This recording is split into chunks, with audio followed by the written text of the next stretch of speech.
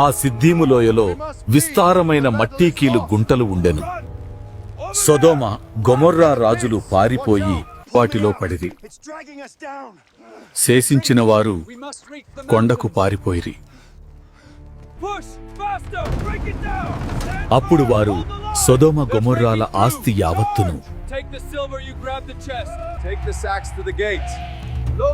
వారి భోజన పదార్థములన్నీయు పట్టుకొని పోయిరి.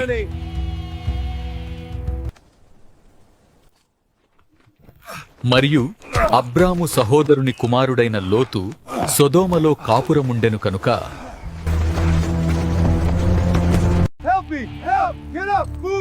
అతనిని అతని ఆస్తిని పట్టుకొని పోగా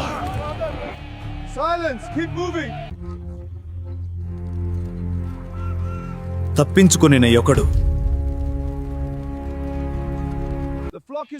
వచ్చి హెబ్రీయుడైన అబ్రామునకు ఆ సంగతి తెలిపెను.